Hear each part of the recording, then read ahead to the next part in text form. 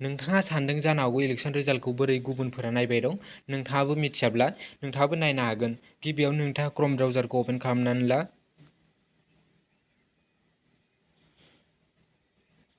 बेनि उनाव नोंथाङा क्रोम ब्राउजाराव सार्च खालामनानै हो इलेक्सन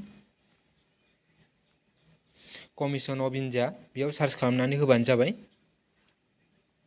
आंना फैखादों, सार्च खालामखानाय दंमोन। बेनि उनाव नोंथाङा नोरै फैगोन इलेक्सन कमिसन अफ इन्डिया बेबायदि फैगोन। बेयाव नोंथाङा क्लिक खालामनानै होबानो जाबाय।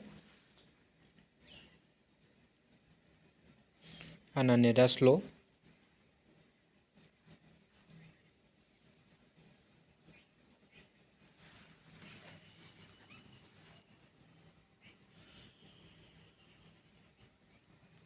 बेबायदि फैगोन।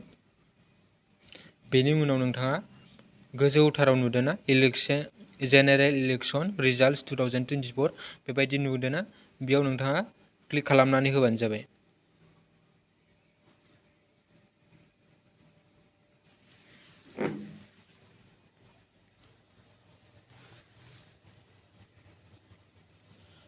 आंना नेटआ स्ल' जाबाय दं। बेनि उनाव बेबायदि फैगोन पार्लियामेन्टारि 543 कनस्टिटुयेन्सि बेबायदि फैगोन। बेयाव नोङो बेबायदि फैगोन, बेयाव क्लिक खालामना होबानो जाबाय। बे पार्लियामेन्टारियाव क्लिक खालामना होबानो जाबाय। बिनि उनाव फैगोन बेबायदि अपसन।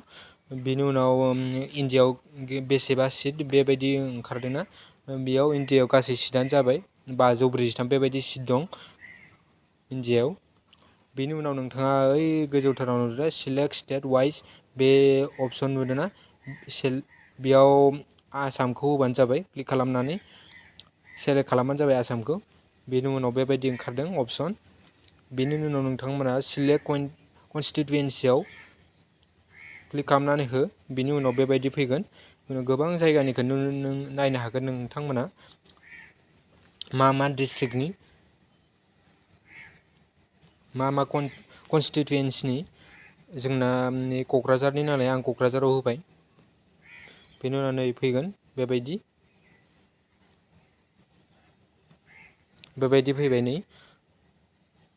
बेबायदिनो नोंथाङा नायनो हागोन।